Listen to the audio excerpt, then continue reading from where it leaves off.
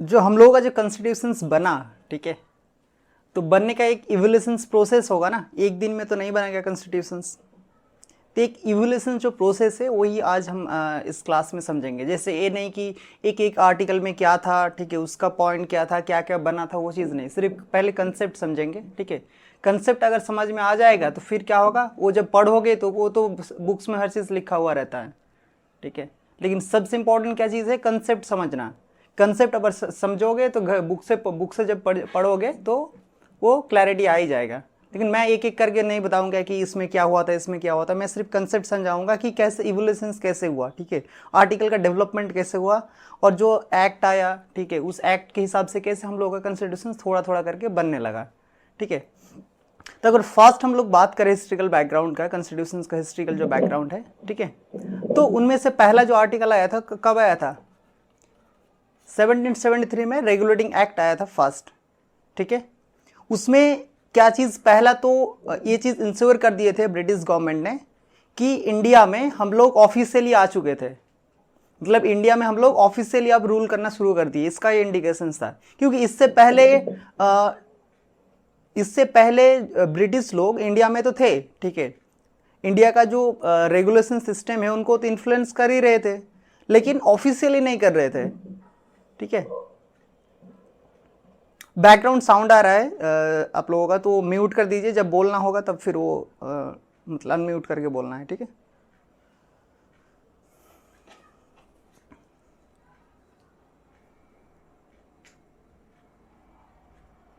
तो British officially कब आए, ऑफिशियली तो बहुत पहले आ चुके थे, लेकिन जो ऑफिशियली रेगुलेशंस करना स्टार्ट किए वो 1773 से रेगुलेशंस करना स्टार्ट किए।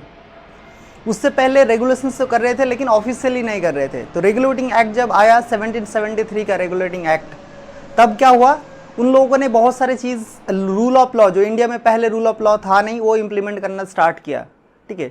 तो पहला जो उन्होंने काम किया वो उन्होंने क्या किया, जो 3 प्रोविंस बनाए, एक है बंगाल प्रोविंस, दूसरा है मद्रास, और एक है चेन्नई, ठीक है। चेन्नई मद्रास सेम है, एक है मुंबई, ठीक है, जब उस टाइम पे उसका नाम क्या था, बॉम्बे, ठीक है। तो वो चीज़ 3 प्रोविंस बनाए, ठीक है। तो उनमें से क्या बनाया, गवर्नर जनरल बनाया, जो governor general of West Bengal, ठीक है, गवर्नर जनरल ऑफ बंगाल बनाया, और बंगाल का जो सबऑर्डिनेट रहेगा वो क्या रहेगा, वो मद्रास, एंड जो मुंबई है वो वेस्ट बंगाल के जो सबऑर्डिनेट में काम करेंगे। तो यहां से शुरू हुआ कॉन्स्टिट्यूशंस का डेवलपमेंट होना, ठीक है, ये स्टार्टिंग पॉइंट था। तो जब रूल ऑफ लॉ इंडिया में आ ही गया तो और क्या चाहिए होगा हम लोगों को, जुडिशरी को सही करना, ठीक है। जो हम लोग अगर रूल ऑफ लॉ इंप्लीमेंट नहीं हो रहा है तो उसका जो जस्टिफिकेशंस होगा, उनका जो लॉ एंड ऑर्डर्स को मेंटेन करेंगे, अगर गलती कुछ हो रहा है गवर्नमेंट को तो कौन देखेगा, जुडिशरी देखेंगे। तो उनमें तब क्या बनाया, इसी एक्ट के हिसाब से उन्होंने 1774 में सुप्रीम कोर्ट बनाया, कहाँ पे, कैलकाटा में सुप्रीम कोर्ट बनाया, क्लियर।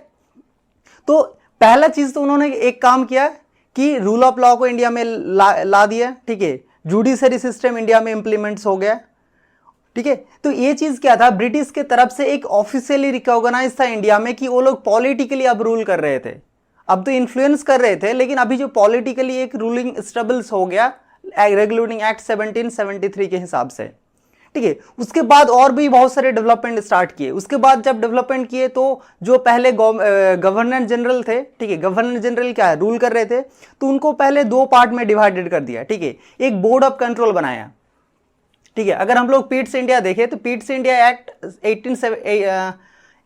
1784 में क्या है कि उन्होंने जो बोर्ड ऑफ एक कंट्रोल बनाया। जो बोर्ड ऑफ कंट्रोल का काम क्या था, 3 चीजों को देखना, civil matter, military and revenue matter को देखना। क्योंकि देखो पॉलिटिकल अफेयर्स, अगर देखो एक ही डिपार्टमेंट अगर हर चीज देखे, पॉलिटिकल अफेयर्स भी देखे, ठीक है, और सिविल, मिलिट्री या रेवेन्यू सब मैटर देखे, तो क्या होगा, वो गवर्नेंस अच्छे से नहीं चल पाएगा। तो इसीलिए 2 चीज हम लोग डिवाइडेड किए, ठीक है, हम लोग नहीं, ब्रिटिश लोगों ने किया, ठीक है। वो लोगों ने 2 चीज डिवाइडेड किए, board of directors and board of control. Board of control के अंडर में क्या चीज रखा, उन्होंने रखा सिविल, मिलिट्री एंड जो रेवेन्यू डिपार्टमेंट है वो बोर्ड ऑफ कंट्रोल में रख दिया, ठीक है।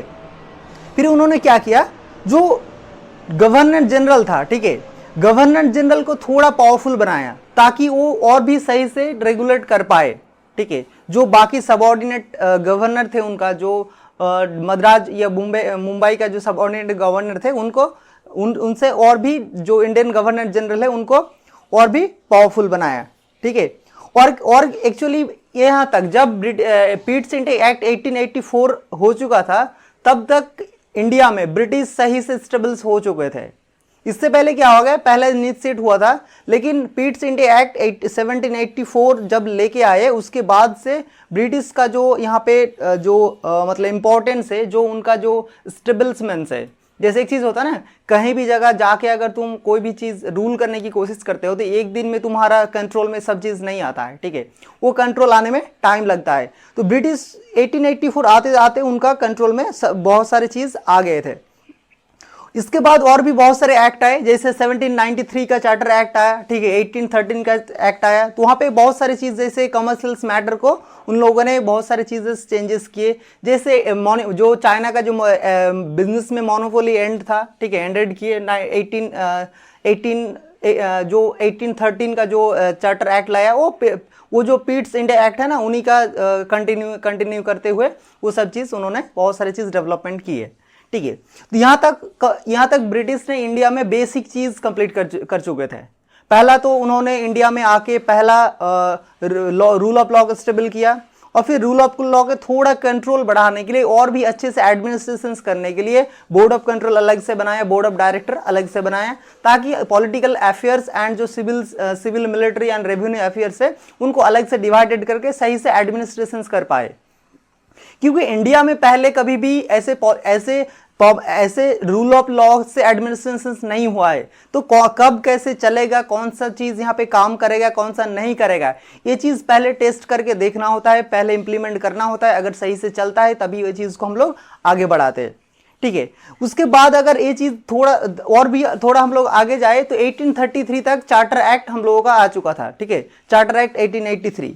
वहां पे एक्चुअली क्या किया, जो पहला चीज किया, जो हम लोगों का अभी क्या कर रहे थे, हम लोग एक पर्टिकुलर प्रोविंस में काम कर रहे थे, 3 प्रोविंस में काम कर रहे थे।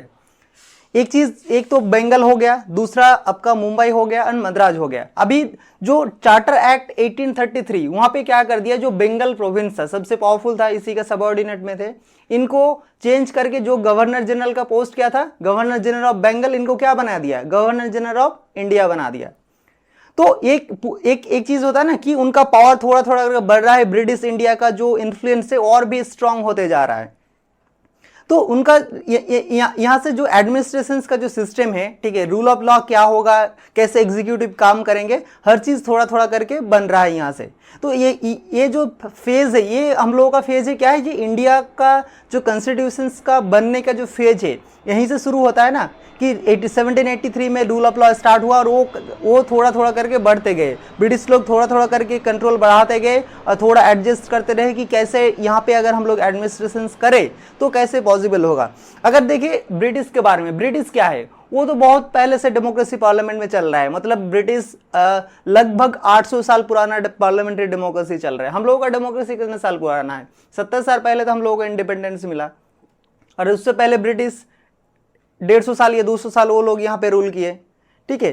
तो हम लोगों का अगर हम लोगों का सही से देखें तो 70 साल या 80 साल जो हम लोगों का इंडिपेंडेंस का जो डेमोक्रेसी ये वाला है, और ब्रिटिश इंडिया का पकड़ लो 150 साल या 200 साल, ठीक है। लेकिन अगर ब्रिटिश पार्लियामेंट्री सिस्टम देखोगे तो वो तो 800 साल पुराना है, ठीक है। तो वो लोग अगर 800 साल से पार्लियामेंट्री डेमोक्रेसी को डेवलप कर रहे हैं तो कितना अच्छा होगा उन लोगों का, कितना सही वाला लॉ बन जाएगा। जैसे अगर घर के लिए अगर भी कोई भी लॉ बनाते हो, प्रिंसिपल बनाते हो, या होता है ना कि घर में कोई भी चीज़ एक सिस्टम बनाते हो कि ये करना चाहिए, ये नहीं करना चाहिए, शाम के 6 बजे से घर आ जाना चाहिए, ठीक है, ये वाला है, यहाँ पे नहीं जाना चाहिए। ऐसे जो लॉ बनता है एक दिन में तो नहीं बनता है ना, बहुत दिन बनता है। तो जितना दिनों से उस लॉ के ऊपर या रूल ऑफ लॉ के ऊपर काम करोगे उतना परफेक्ट लॉ बनेगा। तो जो भी देखोगे, अगर यूएसए के बारे में देखोगे तो यूएसए का इंडिपेंडेंस कितने साल पहले हुआ, 1776 में उन लोगों का इंडिपेंडेंस मिल गया।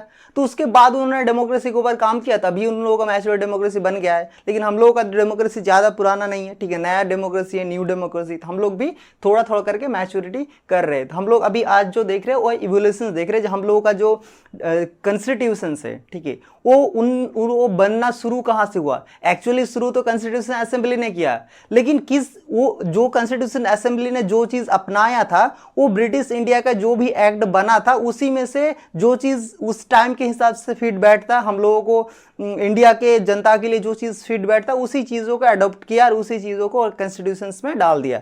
तो पहले ये चीज जानना जरूरी है कि जो कॉन्स्टिट्यूशन में डाला गया है कॉन्स्टिट्यूशन असेंबली ने, वो कहां से लिया है।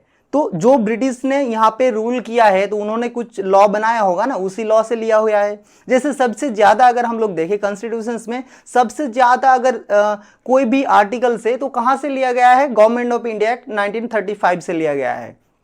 मतलब ज्यादातर चीज वहीं से है। तो एक चीज होता है ना कि 200 साल से ब्रिटिश लोग यहाँ पे रूल कर रहे, तो उनके पास एक सही वाला ठोस वाला प्लान तो स्ट्रैटेजी तो होगा ना देश चलाने के लिए। अगर तुम्हें बताए कि तुम्हारे देश चलाने का स्ट्रैटेजी क्या है, नया से बनाओ, नया से बनाओगे तो कैसे बना पाओगे? वो तो फिर बनाने में 50 साल लग जाएगा।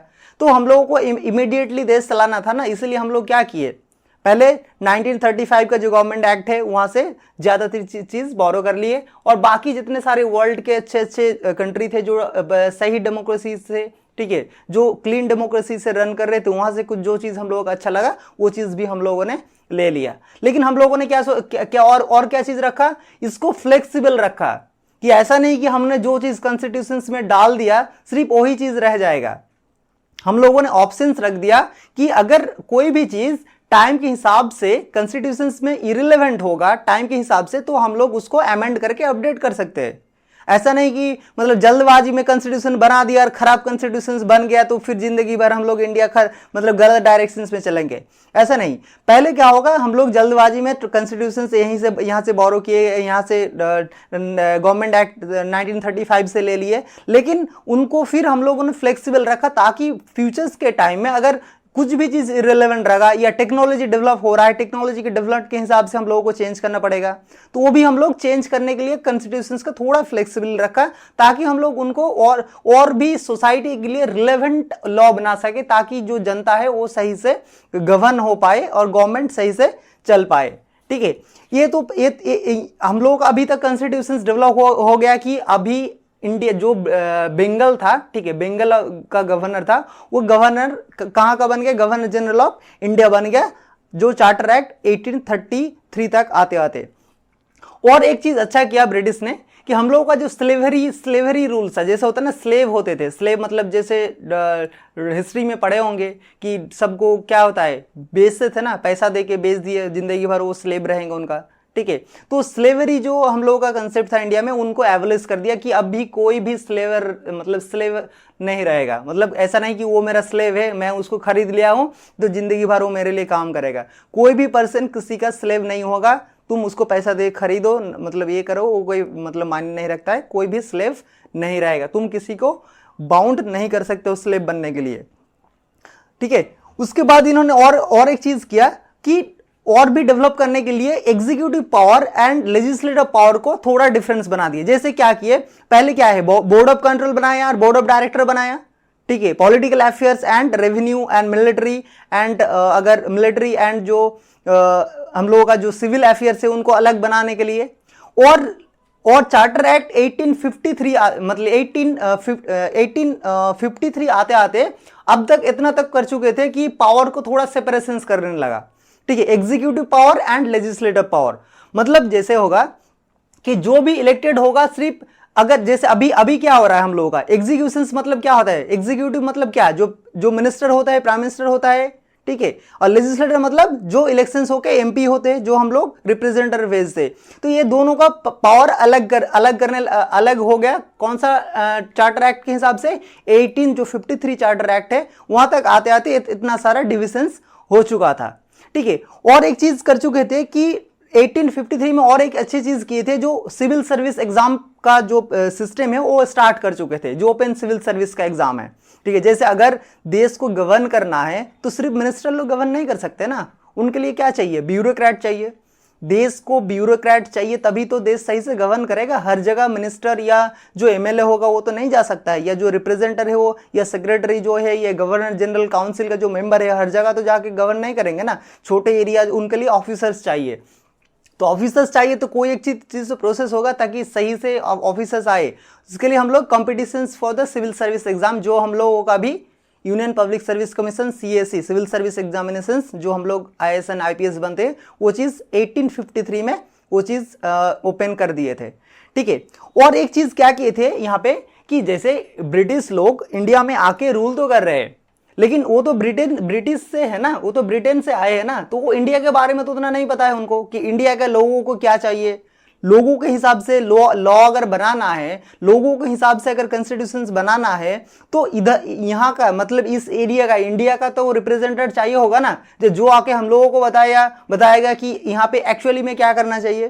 तो हम लोग क्या किए, सेंट्रल लेजिस्लेटिव असेंबली में कुछ रिप्रेजेंटर, जो लोकल रिप्रेजेंटर हो, उनको जगह देना हम लोग स्टार्ट कर दिए। ठीक है, जो कॉन्स्टिट्यूशंस में वो जगह देना उन लोगों ने स्टार्ट कर दिया, ताकि क्या हुआ, जो रूल ऑफ लॉ जो बनेगा वो ताकि जो जनता है उनके हिसाब से बने।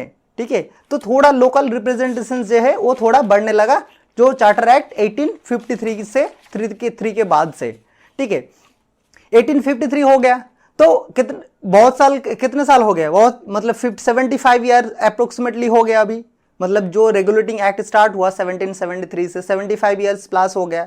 तो उसके बाद यहाँ तक जो भी ब्रिटिश कर रहे थे, अभी क्या कर रहे थे, ब्रिटिश लोग ही रूल कर रहे थे। तो ब्रिटिश लोग अगर रूल करेंगे तो क्या करेंगे, वो अपने फायदे के लिए करेंगे। ठीक है, वो यहाँ पे आए थे किस लिए, अपने फायदा के लिए तो रेगुलेशंस कर रहे थे ना। अपने जो भी लॉ बना रहे थे, जो भी सिस्टम बना रहे थे, जो बिजनेस का सिस्टम बना रहे थे, वो अपने फायदे के लिए बना रहे थे। लेकिन 1853 के बाद क्या हुआ, 1857 में क्या हो गया, सिपी म्यूटनी हो गया। ठीक है, सिपी म्यूटनी हो गया, फिर क्या हुआ, कंपनी रूल को एबलिश कर दिया गया कि कंपनी और यहां पे रूल नहीं करेगा। कौन रूल करेगा, डायरेक्टली ट्रांसफर कर दिया गया पावर, किसको, ब्रिटिश क्राउन को पावर ट्रांसफर कर दिया गया। अभी कंपनी का जो गवर्नर जनरल था वो रूल कर रहा था अभी। ठीक है, मतलब छोटा शेर अभी रूल कर रहा था। ठीक है, अभी चला गया किसके पास, ठीक है, ब्रिटिश क्राउन के पास चला गया। तो जो 18 गवर्नमेंट ऑफ इंडिया एक्ट 1858 जब सिपी म्यूटनी हुआ उसके 1857 में, उसके एक साल बाद, ठीक है, 1858 जो आया, ठीक है, गवर्नमेंट ऑफ इंडिया एक्ट आया। ठीक है, विक्टोरिया डिक्लेरेशंस भी आया। ठीक है, तो उसमें उनमें वहाँ पे क्या चीज़ चेंज किए कि अभी जो कंपनी है वो सही से संभाल नहीं पा रहे, क्योंकि लोगों ने क्या, रिवोल्ट को सही से मेंटेन नहीं कर पाए थे सिपी म्यूटनी के बाद। ठीक है, तो उसके बाद गवर्नमेंट ऑफ इंडिया एक्ट लेके आया और वहाँ पे पावर को ट्रांसफर कर दिया ब्रिटिश क्राउन को। और चीज़ क्या किया है, वहाँ पे एक पोस्ट बनाया। ठीक है, सेक्रेटरी ऑफ स्टेट। जैसे ब्रिटिश क्राउन अगर यहाँ पे गवर्न कर रहे हैं तो राजा तो यहाँ पे आके नहीं बैठेंगे ना, रानी जो ब्रिटिश जो क्वीन है वो तो यहाँ पे नहीं आएंगे, उनको और भी साम्राज्य चलाना है ना, और भी बहुत सारे साम्राज्य है, तो इंडिया में तो नहीं आएंगे।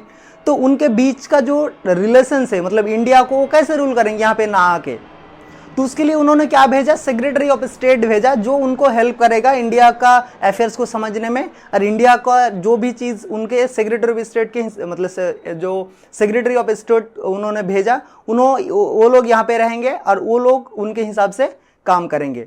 और एक चीज़ क्या क्या चेंज किया, जो पहले गवर्नर जनरल ऑफ इंडिया था उनका नाम चेंज करके क्या कर दिया, वायसराय नाम बना दिया। ठीक है, जो सेक्रेटरी ऑफ स्टेट है उनका एक काउंसिल बनाया। मतलब देखिए, एक पर्सन को तो नहीं भेजा कि एक पर्सन को भेज दिया, एक जैसे कोई भी चीज़ क्या डिसीजंस लेना है, एक पूरा कमेटी होना चाहिए ना, तो एक सेक्रेटरी ऑफ स्टेट का एक क्या होगा, 15 मेंबर का एक काउंसिल बनाया। वो काउंसिल पूरा मतलब किसके बिहाफ पे काम कर रहे थे, किसके लिए काम कर रहे थे, क्राउन्स के लिए काम कर रहे थे। ठीक है, मतलब क्राउन को रिप्रेजेंट कर रहे थे इंडिया में। गवर्नमेंट ऑफ इंडिया एक्ट 1858 में इतना तक हो चुका था। तो हम लोगों का जो कॉन्स्टिट्यूशन से देखो थोड़ा थोड़ा करके बनने लगा ना, पहले थोड़ा सिंगल कॉन्स्टिट्यूशन बना, फिर हम लोग पावर के थोड़ा करके डिवाइडेड किए। ठीक है, फिर हम लोग क्या, गवर्नर जनरल को थोड़ा पावर दिया, फिर गवर्नर जनरल से पावर देकर हम लोग क्या, वायसराय बनाया। ठीक है। फिर हम लोगों को क्राउन के पास जब पावर चला गया तो फिर क्राउन यहाँ पे सेक्रेटरी ऑफ स्टेट को भेजे, जो एक काउंसिल बनाया, और उस काउंसिल 15 मेंबर का काउंसिल, वो काउंसिल क्राउन के बिहाफ पे यहाँ पे अपने जो रूल ऑफ लॉ है उसको चला रहे थे इंडिया में, ब्रिटिश इंडिया में। क्लियर। उसके बाद काउंसिल एक्ट आया, ठीक है। उसके बाद काउंसिल एक्ट क्या आया, 1861 काउंसिल एक्ट आया। इसमें क्या किया, जैसे पहले हम लोगों ने क्या देखा है कि 1853 अगर हम लोग देखें, 1853 में क्या किया, थोड़ा बहुत रिप्रेजेंटेशन देने लगे थे ना लोकल लोगों को, मतलब लोकल अगर लॉ अगर बनाना है तो 1853 में हम लोग क्या देखे कि थोड़ा लोकल लोगों को मतलब ये देने लगे थे, रिप्रेजेंटेशन देने लगे थे। तो जब काउंसिल एक्ट आया 1861 का, तो यहाँ पे भी जो हम लोग इंडियन से उनका नॉमिनेशन होने लगा कुछ नॉन ऑफिशियल पोस्ट के लिए, ठीक है। नॉन ऑफिशियल मतलब जैसे देखो पूरी वो लोग अगर यहाँ पे रूल करेंगे तो पूरा इरिलेवेंट लॉ बनाएंगे ना, तो ऐसे पोस्ट के लिए उन्होंने मतलब इंडियन को नॉमिनेट किया, मतलब नॉन ऑफिशियल पोस्ट, मतलब वो ये वाला पोस्ट नहीं, मतलब पावरफुल वाला पोस्ट नहीं है, नॉर्मल पोस्ट के लिए उन्होंने नॉमिनेट किया। और चीज क्या किए उन लोगों ने, जो वाइसरॉय है उनको और भी पावर दे दिया, मतलब ऑर्डिनेंस, जैसे वाइसरॉय क्या कर रहे थे अभी, जो सब लोग मिलके जो डिसीजंस ले रहे थे उसी हिसाब से काम कर रहे थे वाइसरॉय, लेकिन वाइसरॉय का ऑर्डिनेंस पावर दे दिया। ऑर्डिनेंस पावर मतलब वाइसरॉय कोई भी डायरेक्टली ऑर्डिनेंस ला सकता है, मतलब बिना डिस्कशंस किया हुआ, ये सबका मतलब वहां पे कोई ये नहीं चाहिए। ऑर्डिनेंस पता है ना, ऑर्डिनेंस क्या होता है कि ऑर्डिनेंस यहाँ पे कौन लाता है, हम लोग अभी इंडिया में प्रेसिडेंट लेके आते हैं ना, ठीक है। तो तब वाइसरॉय को ऑर्डिनेंस पावर दे दिए। क्या ऑर्डिनेंस पावर दे दिए कि ताकि जो लोग मतलब वाइसरॉय कोई भी चीज अगर इमरजेंसी उनको करना है तो वो डायरेक्टली लॉ बना सकता है। क्लियर। और एक चीज क्या, जो पोर्टफोलियो सिस्टम है, ठीक है, वो पोर्टफोलियो सिस्टम को ऑफिशियली रिकॉग्नाइज मिल गया। पोर्टफोलियो सिस्टम मतलब जैसे पहले काम कैसे कर रहा था, कोई मिनिस्टर से, कोई लेजिस्लेटर है, कोई मेंबर है, कोई मेंबर ऑफ काउंसिल है, ऐसी चीज हो रहा था ना, कोई कौन सा डिपार्टमेंट संभाल रहा है, ऐसे कुछ डिवाइडेड नहीं था। लेकिन पोर्टफोलियो सिस्टम मतलब सबको अलग अलग डिपार्टमेंट मिल गया, जैसे किसी को फाइनेंस मिनिस्टर मिल गया, किसी को एग्रीकल्चर मिनिस्टर बना दिया, ठीक है, किसी को रेवेन्यू ऑफिसर्स बना दिया। तो ऐसे अलग अलग पोर्टफोलियो बनाया ताकि जो हम लोगों का जो अफेयर्स एडमिनिस्ट्रेशन जो सिस्टम है वो सही से चल पाए। तो पोर्टफोलियो सिस्टम पहले ही आ गया था, लॉर्ड जो कैनिंग है वो 1859 में ही मतलब ये चीज को इंट्रोड्यूस कर दिए थे, लेकिन 1861 में जाके उनको ऑफिशियली रिकॉग्नाइज मिला, जो हम लोगों का काउंसिल एक्ट है 1861 का, ठीक है। तो उसके बाद आया जो काउंसिल एक्ट 1892 का काउंसिल एक्ट आया। 1892 का काउंसिल एक्ट में क्या होगा कि जो हम लोगों का जो लेजिस्लेटिव काउंसिल है, ठीक है, उनका क्या है, बजट को डिस्कशंस करना अब स्टार्ट किया। मतलब देखो अब थोड़ा मतलब और भी क्या हो रहा है, डेमोक्रेसी जैसा बनते जा रहा है ना, पहले थोड़ा पावर सेंट्रलाइज था, ठीक है, थोड़ा पावर दे रहे, पावर को सेपरेशंस कर रहे, तो बजट डिस्कशंस अब स्टार्ट हुआ। जो भी बजट होगा अब डिस्कशंस करके ही किया जाएगा कि कहाँ पे कौन सा बजट ज्यादा खर्च करना चाहिए और कहाँ पे कम खर्च करना चाहिए। और क्या किया, जो क्या हुआ यहाँ पे और भी एक चीज जो स्टार्ट किया, जो इनडायरेक्ट इलेक्शंस करना भी स्टार्ट हो गया, ठीक है। 1892 से इनडायरेक्ट इलेक्शंस भी थोड़ा थोड़ा करके स्टार्ट हो गया था। तो देखो अब थोड़ा मतलब हम लोगों का कॉन्स्टिट्यूशंस का जो अभी जो हम लोगों का जो सिस्टम है वो थोड़ा थोड़ा करके बनते हुए दिख रहा है ना, हाथ बन रहा है, कहाँ पे पैर बन रहा है, ठीक है, ठीक है, आंख बन रहा है, ऐसे ऐसे थोड़ा थोड़ा करके एक एक करके अभी बन रहा है। इसी चीज को बाद में हम लोग कंबाइन करके हम लोगों का जो न्यू कॉन्स्टिट्यूशन हम लोगों का इंडिया जो इंडिपेंडेंस इंडिया का कॉन्स्टिट्यूशन है उनको हम लोग बनाते हैं, ठीक है। यहाँ तक आते आते क्या हो चुका था कॉन्स्टिट्यूशन का, नॉर्मली यहाँ तक आते होते जो सेपरेट इलेक्टोरेट बन चुका था। सेपरेट इलेक्टोरेट्स मतलब कि अलग अलग कास्ट या रिलीजन्स के बेसिस पे इलेक्टोरेट बनाते थे कि सिर्फ उन्हीं का रिप्रेजेंटर होगा और वही लोग वोट कर सकते थे। और क्या हुआ, यहाँ पे एग्जीक्यूटिव एक काउंसिल बनाया गया, ठीक है, जैसे कैबिनेट काउंसिल्स होता है ना, जो कैबिनेट मिनिस्टर होता है, जो कैबिनेट में जो लोग रहते हैं, ठीक है, तो यहाँ पे एक एग्जीक्यूटिव काउंसिल भी बनाया गया ताकि क्या हुआ, और भी एडमिनिस्ट्रेशन जो अफेयर्स है उनको सही से, और भी रूल ऑफ लॉ जो है उनको सही से इंप्लीमेंट कर पाए, ठीक है। तो यहां तक जो 1909 तक हम लोग देखते हैं कि जो इंडिया का जो कॉन्स्टिट्यूशन है वो बेस तक बन चुका था, ठीक है। मतलब इतना तक आते आते जो बेसिक स्ट्रक्चर है, बेसिक स्ट्रक्चर तो नहीं बोलेंगे, मतलब आप समझ में आ चुका था कि इंडिया मतलब कैसे रूल हो रहा है। ठीक है, पहला तो सिविल सर्विस एग्जाम लेना स्टार्ट हो गया। ठीक है, इनडायरेक्ट इलेक्शंस भी शुरू हो गया। ठीक है, पावर को हम लोग सेपरेशंस भी कर दिए, लोकल रिप्रेजेंटेशंस भी हम लोग लेना स्टार्ट कर दिए। तो ये सब चीज हम लोग 1909 तक कर चुके थे। उसके बाद जो गवर्नमेंट ऑफ इंडिया 1919 आया। ठीक है, गवर्नमेंट ऑफ इंडिया 1919 के हम लोग क्या बोलते हैं, मॉन्टेगू चेम्सफोर्ड रिफॉर्म भी हम लोग बोलते हैं। ठीक है, तो वहां तक जब गवर्नमेंट ऑफ इंडिया 1919 आया तो वहां पे और चीज क्या गया, और भी जो पार्लियामेंट्री सिस्टम है, जो रूल ऑफ लॉ है, उनको और भी सही से बनाने लगा। ठीक है, सही से मतलब कैसे बनाने लगा, जैसे जो एग्जीक्यूटिव काउंसिल है वहां पे 3 मेंबर्स, वायसराय का एग्जीक्यूटिव काउंसिल में 3 मेंबर रखा, ताकि जो वायसराय है वो डिसीजंस अकेला ना ले। जैसे होता है ना, वायसराय अकेला अगर डिसीजंस ले तो कोई भी गलत तो हो ही सकता है, तो उनका एक एग्जीक्यूटिव काउंसिल बनाया गया 3 मेंबर्स का, ताकि वायसराय उनके हिसाब से जो भी डिसीजंस लेगा वो डिसीजंस ले सकते हैं। और क्या बनाया, एक लेजिस्लेटिव असेंबली बनाया और काउंसिल ऑफ द स्टेट बनाया। ठीक है, जैसे होता है ना स्टेट का काउंसिल बन, जैसे हम लोगों का क्या होता है, प्रोविंस में क्या होता है, लेजिस्लेटिव असेंबली होता है एंड जो स्टेट लेजिस्लेटिव काउंसिल्स होते हैं। तो 2 चीज होता है, तो यहाँ पे क्या होगा, लेजिस्लेटिव असेंबली बनाया, काउंसिल भी बनाया स्टेट में। तो स्टेट जो प्रोविंस है, प्रोविंस को भी थोड़ा फेडरल सिस्टम से या जो पार्लियामेंट्री डेमोक्रेसी सिस्टम है उनके हिसाब से जो दोनों पावर को अलग बनाया, लेजिस्लेटिव असेंबली को भी डिवाइडेड कर दिए। और इस एक्ट में और क्या करने की कोशिश की, डिसेंट्रलाइज करने की कोशिश की। अभी तक क्या कर रहे थे, जो डायरेक्टली वाइसरॉय है सब चीज को रेगुलेट कर रहे थे, लेकिन प्रोविंस को उतना पावर नहीं था, प्रोविंस को उतना पावर दिया नहीं गया था। तो 1919 act, government of India 1990 act जो है उसके हिसाब से क्या है, थोड़ा जो पावर है मतलब वो डिसेंट्रलाइज करने लगा, प्रोविंस के पास आने लगे, स्टेट के पास आने लगे। स्टेट मतलब जो देश है, ठीक है, वो तो है, लेकिन स्टेट का मतलब यहाँ पे हम लोग समझने की कोशिश करें कि जो प्रोविंस होता है, मतलब जो राज्य होता है, उनको पावर देने लगे जो 1900 एक्ट के हिसाब से। और क्या हुआ, जो हम लोगों का जो पार्लियामेंट्री डेमोक्रेसी है वो इवोल्यूशन हो गया यहाँ तक।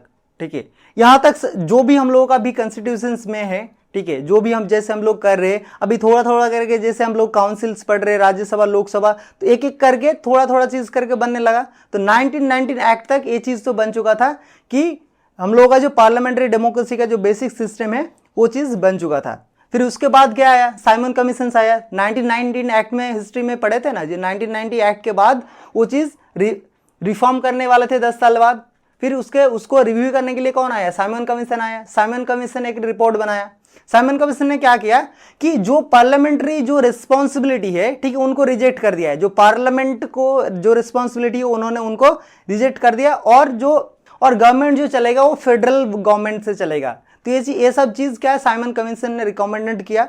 ठीक है, तो यहां से भी हम लोगों को थोड़ा कॉन्स्टिट्यूशन का बेसिक चीज मिलता है कि हम लोगों को कौन सा चीज करना है और कौन सा चीज मतलब कॉन्स्टिट्यूशन पे नहीं रखना है। दूसरा एक नेहरू रिपोर्ट ने बनाया, जैसे मोतीलाल नेहरू ने एक क्या बनाया था, एक बेसिक कॉन्स्टिट्यूशन बनाया था इंडिया के लिए।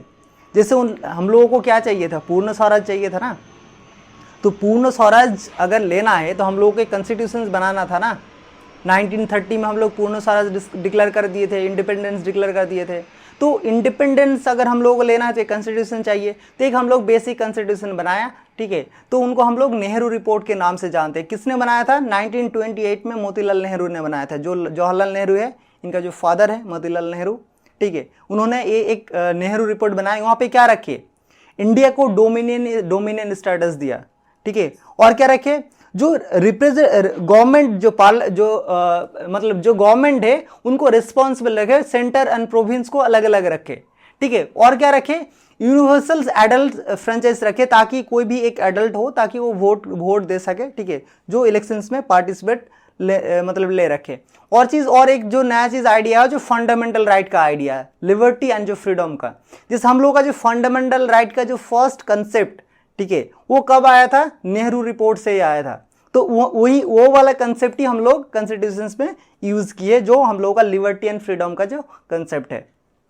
यहाँ तक समझ आ गया कि 1919 तक, मतलब 1919 तक, उसके बाद जो साइमन कमीशन आया 1928 में, फिर नेहरू रिपोर्ट आया, तो 1930 तक हम लोगों का बेसिक सब चीज़ बन चुका था। ठीक है, फंडामेंटल राइट का भी कंसेप्ट आ गया। ठीक है, सेपरेट इलेक्टोरेट आ गया।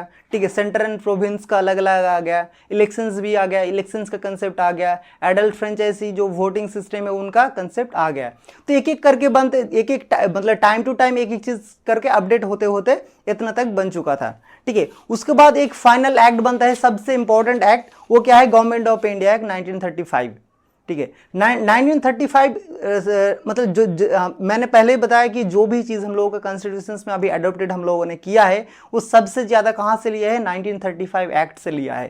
तो यहाँ तक आते आते एक्चुअली हम लोग क्या कर चुके थे, जो ऑल इंडिया फेडरेशन जो है, ठीक है, ब्रिटिश इंडिया को, ठीक है, हम लोग ऑल इंडिया फेडरेशन को फेडरेशन बनाया। ठीक है, प्रोविंस अलग से बनाया। ठीक है, और जो सेंट्रल में जो गवर्नमेंट थे उनको अलग सेपरेशन ऑफ द पावर दे दिया। और क्या चीज हम लोग बनाया? बाइकैमरलिज्म बनाया। ठीक है, जो फेडरल बाइकैमरलिज्म मतलब क्या होता है कि दो हाउसेस होगा। ठीक है, जैसे सेंटर में होगा दो हाउसेस है। ठीक है, राज्यसभा है, लोकसभा है, और स्टेट में भी दो होता है, एक लेजिस्लेटिव असेंबली होता है और एक होता है काउंसिल होता है। ठीक है, स्टेट लेजिस्लेटिव काउंसिल होता है और एक स्टेट लेजिस्लेटिव असेंबली होता है। और क्या यहाँ पे बनाया हम लोग? फेडरल कोड बनाया। ठीक है, दोनों चीजों के लिए फेडरल कोड मतलब, और मतलब ओरिजिनल भी और एपिलिएट भी। फेडरल कोर्ट जैसे होता है ना, स्टेट में क्या है? हाई कोर्ट से, सबऑर्डिनेट कोर्ट से, और सेंटर में हम लोगों का सुप्रीम कोर्ट है। तो ये फेडरल कोर्ट होगा। मतलब अगर कोई भी सुप्रीम कोर्ट में क्या होता है? दो चीज भी होता है, ओरिजिनल जुरिडिक्शंस भी होता है, एपिलेट जुरिडिक्शंस भी होता है। और 1935 में और एक चीज क्या है, जैसे यूनियन पब्लिक सर्विस कमीशन जो अभी जो है, जो सिविल सर्विस, वो तो ले ही रहा था, लेकिन जो स्टेट का जो ऑफिसर्स होगा वो कहाँ से आएंगे? उसके लिए हम लोग क्या बनाए? पीसीएस बनाए, जो पब्लिक सर्विस कमीशन, जो हर स्टेट में जो ऑफिसर्स होते हैं उनको रिक्रूटमेंट करते हैं। ठीक है, तो यहाँ तक आते आते हम लोगों का हर चीज बन चुका था। तो अब भी जो भी चीज हम लोगों का कॉन्स्टिट्यूशन में है वो चीज पहले से बन चुका था ना। हम लोग उसी चीज को सिर्फ वहां से थोड़ा जो चीज हम लोगों को सही लगा वो ले लिए, और किसी चीज को एडिट करना था तो एडिट कर लिए। और अगर कोई भी चीज, नया चीज अच्छा लगा किसी कंट्री से तो वो उनको अल्लाह के डाल दिए। उसके बाद क्या आया? उसके बाद हम लोगों को इंडिपेंडेंस मिल गया 1947 में। 1947 में जब इंडिपेंडेंट मिला इंडिया को, एंड तो वहां पे क्या था? 1947 का जो वहां पे पहला तो बना, जो इंडिया एंड पाकिस्तान दो कंट्री बनेगा। ठीक है, तो इंडिया जो है वो कब से इंडिपेंडेंट होगा? 15 अगस्त 1947 में इंडिया इंडिपेंडेंस हो जाएगा। और क्या दिया? जो कॉन्स्टिट्यूशन असेंबली बना, ठीक है, कॉन्स्टिट्यूशन असेंबली को पावर दिया गया कि जो भी, मतलब हम लोग पावर को ट्रांसफर कर रहे हैं, ठीक है, तो बाद में वो अगर खुद भी चेंज कर सकते हैं। मतलब ऐसे से ना, पावर ट्रांसफर करने के लिए एक लॉ तो बनाएगा ब्रिटिश जो पार्लियामेंट है वहां पे। तो वहां पे ये चीज बताया गया कि कॉन्स्टिट्यूशन असेंबली को हम लोग फिर पावर दे रहे हैं कि वो खुद से सब चीज चेंज कर सकता है। समझ में आया वो चीज कि जो 1947 का जो एक्ट आया, तो पहले तो पावर दिया, तो ऐसा तो नहीं कि पावर दे गया तो अभी भी मेरे पास पावर रहे। मतलब पावर दे दिया, फिर वो तुम चेंज भी कर सकते हो, तो अपने हिसाब से तुम बना लो। तो पावर ऑफ ट्रांसफर कर दिया, जो हम लोगों का इंडिपेंडेंस एक्ट है 1947 से। ठीक है, और हम लोग का जो कॉन्स्टिट्यूशन असेंबली बना, ठीक है, कॉन्स्टिट्यूशन असेंबली एक्चुअली यहाँ पे क्या था, और भी एक चीज है, जो कैबिनेट मिशंस प्लान जो आए थे ना 1946 में, तो वहाँ पे एक चीज़ हम लोगों ने कॉन्स्टिट्यूशन बनाने के लिए कॉन्स्टिट्यूशन असेंबली बनाया। ठीक है, कैबिनेट मिशन के हिसाब से, जो मिशन प्लान के जो रिकमेंडेशन है उसके हिसाब से वो चीज़ बनाया गया। और एक्चुअली क्या, जो भी कॉन्स्टिट्यूशन असेंबली के मेंबर थे वो लोग कहाँ से थे? वो इनडायरेक्टली हम लोग उनको इलेक्टेड किए थे, अलग अलग जगह से, देश के हर जगह से, जो इनडायरेक्ट इलेक्शंस करा के हम लोग वो चीज़ असेंबली को बनाया। और उस असेंबली को हम लोगों ने क्या बनाया? रिस्पॉन्सिबल दिया कि एक इंडिपेंडेंट इंडिया के लिए एक कॉन्स्टिट्यूशन बनाओ। तो उन लोगों ने 2 साल 11 महीना 18 डेज लगाया, और जितना सारे चीज़, ठीक है, हम लोगों को देश के लिए, फ्यूचर के लिए चाहिए था, वो हर चीज़ को इकट्ठा किया, हर चीज़ को कोई नया चीज़ ऐड किया, किसी दूसरे कंट्री से लिया और एक कॉन्स्टिट्यूशन तैयार कर दिया। जो कॉन्स्टिट्यूशन असेंबली था, उनका जो चेयरमैन था वो कौन था? डॉक्टर राजेंद्र प्रसाद। और ड्राफ्ट कमेटी का चेयरमैन था बी आर अम्बेडकर, राइट। तो इन दोनों मेन रिस्पॉन्सिबल थे, सब लोग बना के ये चीज़ तो बना दिया। ठीक है। और भी बहुत सारे ऐसे बहुत सारी चीज़ है, ठीक है, जो हम लोगों को ऐसा मतलब चीज़ होता है ना कि कॉन्स्टिट्यूशन असेंबली जो बना तो एडॉप्ट हम लोगों ने कब किया, 26 नवंबर 1949 में तो हम लोगों ने एडॉप्ट कर दिया, लेकिन इंप्लीमेंट्स कब किए कॉन्स्टिट्यूशंस को, कॉन्स्टिट्यूशंस को हम लोग इंप्लीमेंट कब किए,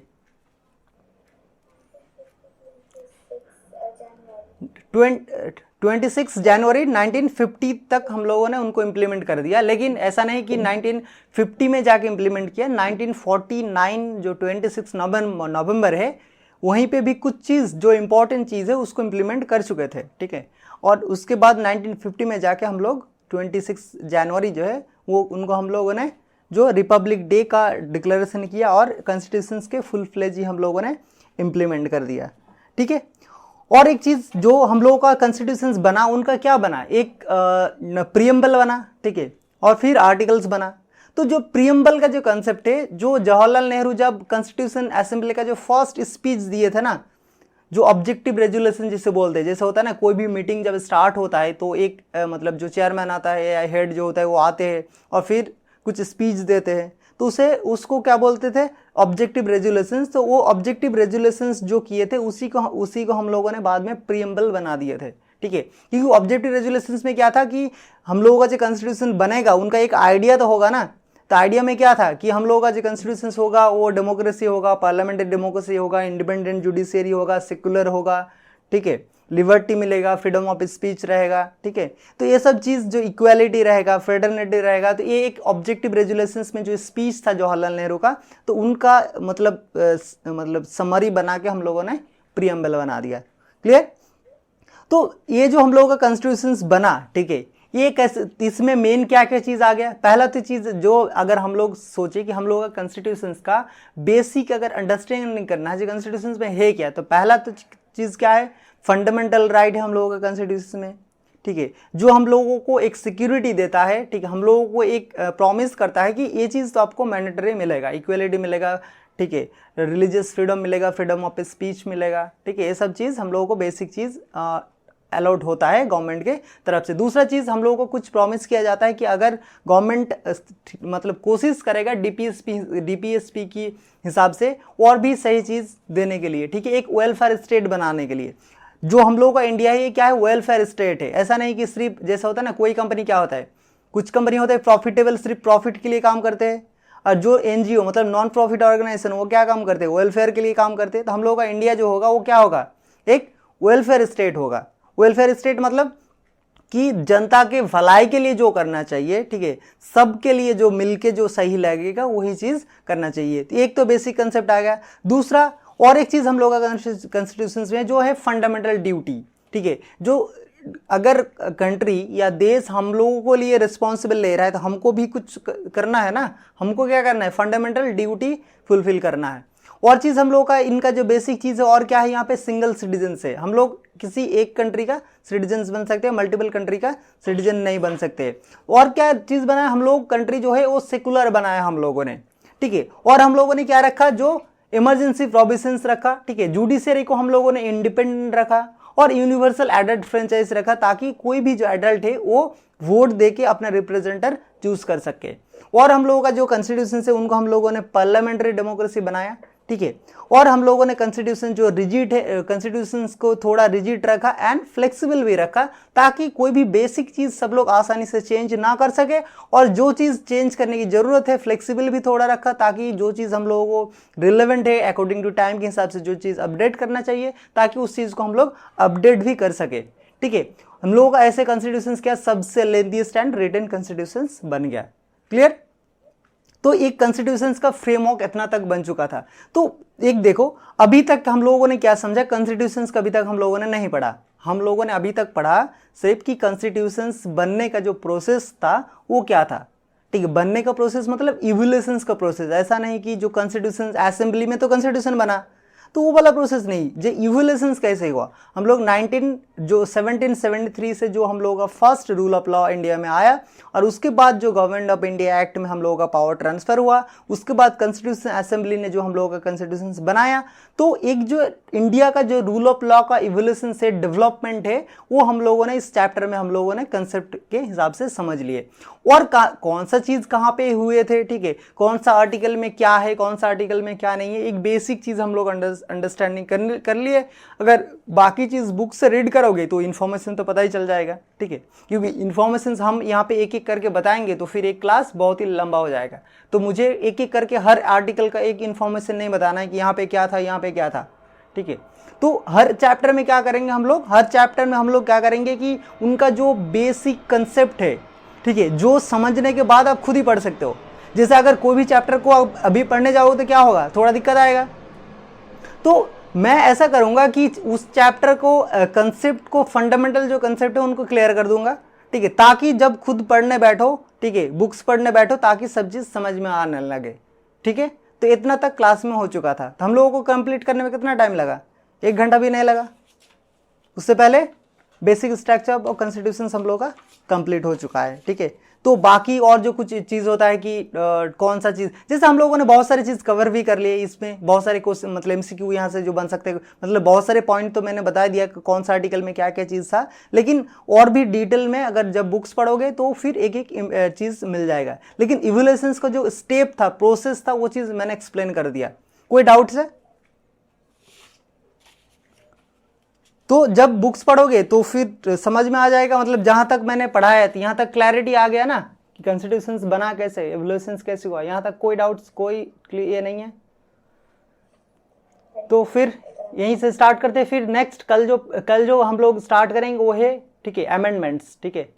अमेंडमेंट मतलब जो हम लोगों ने अभी क्या पढ़ा कि कॉन्स्टिट्यूशंस बना कैसे, और अभी पढ़ेंगे नेक्स्ट चैप्टर में कि 1950 के बाद कॉन्स्टिट्यूशन जो बन गया और आज 2020 तक और क्या इवोल्यूशंस हुआ। जैसे हम लोग सिर्फ अभी आधा इवोल्यूशंस पढ़े कि इंडिपेंडेंस का पहले का इवोल्यूशंस, लेकिन इंडिपेंडेंस का बाद के इवोल्यूशंस कल पढ़ेंगे, ठीक है, कि कौन सा अमेंडमेंट हुआ, कैसे कॉन्स्टिट्यूशन, इवोल्यूशंस का सिर्फ आधा कंप्लीट हुआ है हम लोगों का, क्योंकि कॉन्स्टिट्यूशन इवोल्यूशन अभी भी चल रहा है ना। तो सिर्फ हम लोग इंडिपेंडेंस तक अभी पढ़िए। कल जो हम लोग पढ़ेंगे कि कॉन्स्टिट्यूशन जब स्टार्ट हो गया 1950 से आज 2023 तक क्या क्या चीज़ चेंजेस हुआ, कहाँ का चीज़ और भी अपडेट किया गया, कहाँ पे क्या चीज़ हटाया गया, तो वो चीज़ हम लोग कल खत्म कर देंगे, ठीक है। उसके बाद जो चीज़ आएंगे, ठीक है, प्रियम्बल का कॉन्सेप्ट आएगा, फंडामेंटल राइट आएगा, फिर उसके बाद पढ़ेंगे। तो पहले कॉन्स्टिट्यूशन का जो भी इवोल्यूशन है, एक फर्स्ट स्टेज आज हो गया, मतलब ये प्री इंडिपेंडेंस का, और पोस्ट इंडिपेंडेंस का जो चीज़ होगा वो कल स्टार्ट होगा। क्लियर?